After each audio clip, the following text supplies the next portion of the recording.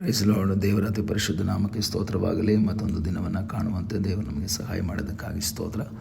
ಆತನು ಮಾಡಿದ ಉಪಕಾರಗಳಿಗಾಗಿ, ಆಶೀರ್ವಾದಗಳಿಗಾಗಿ ದೇವರಿಗೆ ಸ್ತೋತ್ರವನ್ನು, ಮಹಿಮೆಯನ್ನು ಸಲ್ಲಿಸ್ತೇನೆ. ಇಂದಿನ ವೇದ ಅಧ್ಯಯನಕ್ಕಾಗಿ ಒಂದು ವಾಕ್ಯವನ್ನು ಓದಿಕೊಳ್ಳೋಣ. ಲೂಕನ ಸುವಾರ್ತೆ 24ನೇ ಅಧ್ಯಾಯ 1ನೇ ವಾಕ್ಯ. ಆ ಸ್ತ್ರೀಯರು ಸಬ್ಬತ್ ದಿನದಲ್ಲಿ ಧರ್ಮ ನಿಯಮದ ಪ್ರಕಾರ ವಿಶ್ರಮಿಸಿಕೊಂಡು ವಾರದ ಮೊದಲನೇ ದಿವಸದಲ್ಲಿ ಇನ್ನೂ ಮೊಬ್ಬಿರುವಾಗ ತಾವು ಸಿದ್ಧ ಮಾಡಿದ್ದ ಸುಗಂಧ ದ್ರವ್ಯಗಳನ್ನು ತೆಗೆದುಕೊಂಡು ಸಮಾಧಿಗೆ ಬಂದರು. ಯೇಸುಸ್ವಾಮಿಯನ್ನು ತನ್ನ 3.5 ವರ್ಷಗಳ ಸೇವೆಯ ನಂತರ ಅವರನ್ನು ಶಿಲುಬೆಗೆ ಹಾಕಿ ಅವರನ್ನು ಸಮಾಧಿಯಲ್ಲಿ ಇಡಲಾಗಿದೆ. ಆದರೆ ಯೇಸುಸ್ವಾಮಿ ಭೂಮಿಯಲ್ಲಿ ಸೇವೆ ಮಾಡ್ತಾ ಇದ್ದಂಥ ಸಮಯದಲ್ಲಿ ಒಂದು ವಿಷಯವನ್ನು ಹೇಳಿದ್ರು. ನಾನು 3ನೇ ದಿನದಲ್ಲಿ ಮೃತ್ಯುಂಜಯನಾಗ್ತೀನಿ, ಮರಣವನ್ನು ಗೆದ್ದು ನಾನು ಬರ್ತೀನಿ, ನಾನು ತಂದೆ ಬಳಿಗೆ ಹೋಗ್ತೀನಿ. ಇದೆಲ್ಲವನ್ನು ಯೇಸು ತನ್ನ ಶಿಷ್ಯರುಗಳಿಗೆ ಹೇಳಿದರು. ಇದನ್ನು ಅನೇಕರು ಕೇಳಿಸ್ಕೊಂಡಿದ್ದಾರೆ. ಕೆಲವರು ನಂಬಿದ್ರು, ಕೆಲವರು ನಂಬಲಿಲ್ಲ. ಯೇಸುಸ್ವಾಮಿ ಅನೇಕ ಸಂದರ್ಭಗಳಲ್ಲಿ ಆ ರೀತಿಯಲ್ಲಿ ಹೇಳಿದ್ರು. ಅದು ಯೋನನ ವಿಷಯದ ಕುರಿತಾಗಿ ಮಾತಾಡಿ ಹೇಳ್ತಾರೆ.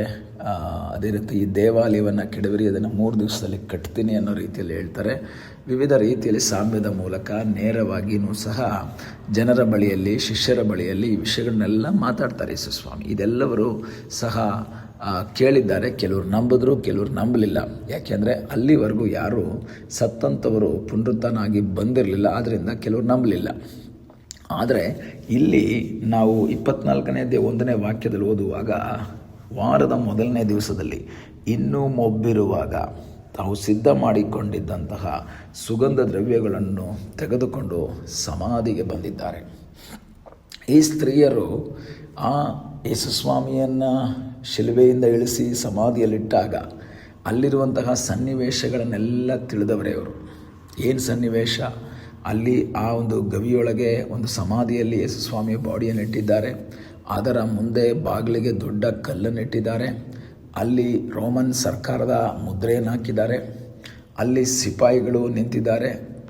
ಇವರು ಈಗ ಇದೆಲ್ಲವನ್ನು ತಿಳಿದಿದ್ರು ಸಹ ಇದನ್ನೆಲ್ಲ ಇವರು ನೋಡಿದವ್ರೆ. ಶುಕ್ರವಾರ ದಿವಸ ನಡೆದಂತಹ ಈ ಘಟನೆಗಳನ್ನೆಲ್ಲ ಇವರು ನೋಡಿದವ್ರೆ.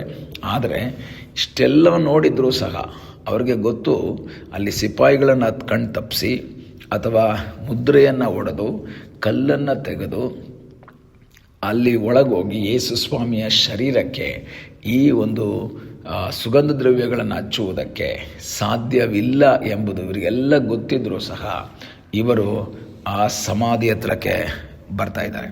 ಕಾರಣ ಏನು?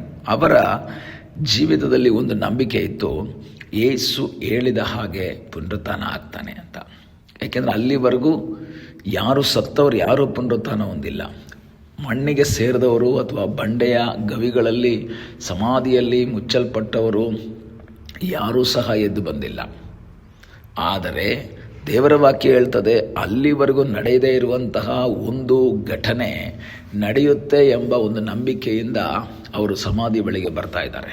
ಪ್ರಿಯ ದೇವರ ಮಕ್ಕಳೇ, ನನ್ನ ನಿಮ್ಮ ಜೀವಿತದಲ್ಲಿ ಕೆಲವು ಸಂದರ್ಭಗಳಲ್ಲಿ ಇದೇ ರೀತಿಯ ಘಟನೆಗಳು ನಡೀತದೆ. ನಡೆಯದೇ ಇರುವಂತಹ ಕುರಿತಾದಂಥ ಕಾರ್ಯಗಳನ್ನು ನಮಗೆ ಹೇಳುವಾಗ, ನಮ್ಮ ಲೈಫಲ್ಲಿ ನಾವು ಕಾಣದೇ ಇರುವಂತಹ ಕಾರ್ಯಗಳ ಕುರಿತು ಯೇಸು ಹೇಳುವಾಗ ನಾವು ನಂಬುವುದಕ್ಕೆ ಕಷ್ಟ ಆಗ್ತದೆ. ನೋಹನ ಕುರಿತಾಗಿ ದೇವರ ವಾಕ್ಯ ಹೇಳ್ತದೆ ಇಬ್ರಿಯ ಪತ್ರಿಕೆಯಲ್ಲಿ, ನಂಬಿಕೆಯಿಂದಲೇ ನೋಹನು ಅದುವರೆಗೆ ಕಾಣದೇ ಇದ್ದಂತಹ ಕಾರ್ಯಗಳ ಕುರಿತು ತನಗೆ ಆಜ್ಞೆ ದೊರೆತಾಗ ನಂಬಿ ತನ್ನ ಕುಟುಂಬದವರ ರಕ್ಷಣೆಗಾಗಿ ನಾವೆಯನ್ನು ಕಟ್ತಾ ಇದ್ದಾನೆ ಅಂತ ವಾಕ್ಯ ಹೇಳುತ್ತೆ. ಅದುವರೆಗೂ ಮಳೆಯನ್ನು ನೋಡೇ ಇಲ್ಲ. ಮಳೆ ಅಂದರೆ ಏನು ಅಂತ ಅವರಿಗೆ ಗೊತ್ತೇ ಇಲ್ಲ. ಆದರೆ ದೇವರು ಹೇಳ್ತಾ ಇದ್ದಾರೆ, ನಾನು ಮಳೆಯನ್ನು ಕಳಿಸ್ಕೊಡ್ತೇನೆ, ನಾನು ದೇಶದಲ್ಲಿ ಮಳೆ ಕೊಡ್ತೀನಿ. ಆ ಮಳೆ ನಿಮ್ಮನ್ನೆಲ್ಲ ಟೋಟಲಾಗಿ ಕ್ಲೋಸ್ ಮಾಡಿಬಿಡುತ್ತೆ, ನಿಮ್ಮನ್ನು ಮುಳುಗಿಸ್ಬಿಡುತ್ತೆ ಅಂತ ಹೇಳಿದಾಗ ಅದನ್ನು ನಂಬಿ ಈ ನೋಹನು ನಾವೇನ ಮಾಡ್ತಾ ಇದ್ದಾನೆ. ಇಲ್ಲಿ ಸ್ತ್ರೀಯರು ಯೇಸುಸ್ವಾಮಿಯ ಮಾತನ್ನು ನಂಬಿ ಸಮಾಧಿಗೆ ಬರ್ತಾ ಇದ್ದಾರೆ. ಮಾರ್ಕನ ಸುವಾರ್ತೆಯಲ್ಲಿ ನಾವು ನೋಡುವಾಗ ಇಲ್ಲಿ ನಾವು ನೋಡ್ತೀವಿ, ಸಮಾಧಿಗೆ ಮುಚ್ಚಿದ್ದ ಕಲ್ಲು ಅಲ್ಲಿಂದ ಉರುಳಿಸಲ್ಪಟ್ಟಿರುವುದನ್ನು ಕಂಡರು. ಆದರೆ ಅಲ್ಲಿ ಬಂದಾಗ ನಮಗೋಸ್ಕರ ಯಾರು ಕಲ್ಲನ್ನು ಉರುಳಿಸ್ತಾರೆ ಅಂತ ಯೋಚನೆ ಮಾಡ್ಕೊಂಡು ಬಂದಿದ್ದಾರೆ. ಕೆಲವು ಸ್ತ್ರೀಯರು ಅಲ್ಲಿ ಬಂದಿದ್ದಾರೆ. ಅವರಿಗೆ ಒಂದು ಬೇಸರ ಏನು ಗೊತ್ತಾ? ಈಗ ನಾವು ಆ ಕಲ್ಲನ್ನು ಹೇಗೆ ಉರುಳಿಸೋದು? ನಮಗೋಸ್ಕರ ಯಾರಿದ್ದಾರೆ? ದೊಡ್ಡ ಕಲ್ಲು, ಸೀಲಿದೆ, ಸಿಪಾಯಿಗಳಿದ್ದಾರೆ. ಆದರೂ ಇವರಲ್ಲಿ ಆ ಒಂದು ನಂಬಿಕೆ ಕಳ್ಕೊಂಡಿಲ್ಲ.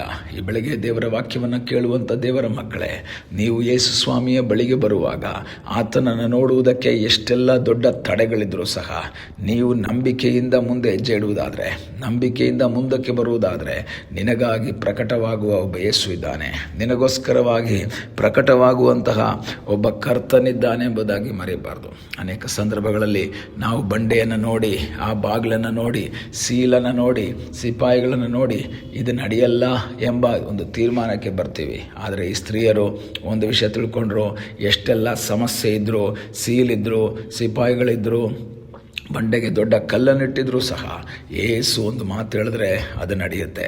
ಈಗಲ ಸಮಯದಲ್ಲಿ ನಿನಗಾಗಿ ಏಸು ಒಂದು ಮಾತು ಹೇಳಿದರೆ ಆತನು ಅದನ್ನು ಮಾಡುವುದಕ್ಕೆ ಶಕ್ತನಾಗಿದ್ದಾನೆ. ಯಾರು ಉರುಳಿಸ್ತಾರೆ ಅಂತ ಯೋಚನೆ ಮಾಡ್ಕೊಂಡು ಬಂದಂತಹ ಈ ಸಹೋದರರಿಗಾಗಿ ಇಲ್ಲಿ ವಾಕ್ಯ ಹೇಳ್ತದೆ, ಇವರು ಬರೋಷ್ಟೊತ್ತಿಗೆ ಕಲ್ಲು ಅಲ್ಲಿಂದ ಉರುಳಿಸಲ್ಪಟ್ಟಿತ್ತು. ನಿನಗಾಗಿ ಅದ್ಭುತವನ್ನು ಮಾಡುವ ಒಬ್ಬ ದೇವರಿದ್ದಾನೆ. ಪ್ರಾರ್ಥಿಸೋಣ. ನಮ್ಮನ್ನು ಬಹಳವಾಗಿ ಪ್ರೀತಿ ಮಾಡುವ ಪರಲೋಕದ ತಂದೆಯಾದ ದೇವರೇ, ಈ ಸಮಯಕ್ಕಾಗಿ ನಿನಗೆ ಸ್ತೋತ್ರ. ನಮಗಾಗಿ ಅದ್ಭುತವನ್ನು ಮಾಡುವ ಸರ್ವಶಕ್ತನಾದ ದೇವರು, ನೀನು ನಮ್ಮ ಸಂಗಡ ಇರುವುದಕ್ಕಾಗಿ ಸ್ತೋತ್ರ. ನಂಬಿಕೆಯಿಂದ ನಿನ್ನ ಮಾತಿಗೆ ವಿಧೇಯರಾಗಿ ಮುಂದೆ ಸಾಗುವ ಹಾಗೆ ನೀನು ನಮಗೆ ಸಹಾಯ ಮಾಡು ಎಂಬುದಾಗಿ ನಾವು ಪ್ರಾರ್ಥಿಸ್ತೇವೆ. ನಮ್ಮನ್ನು ನಿನ್ನ ಪಾದಗಳಿಗೆ ಒಪ್ಪಿಸಿಕೊಡ್ತೇವೆ. ಪ್ರಾರ್ಥನೆಯನ್ನು ಕೇಳಿದ್ದಕ್ಕಾಗಿ ನಿನಗೆ ಸ್ತೋತ್ರ.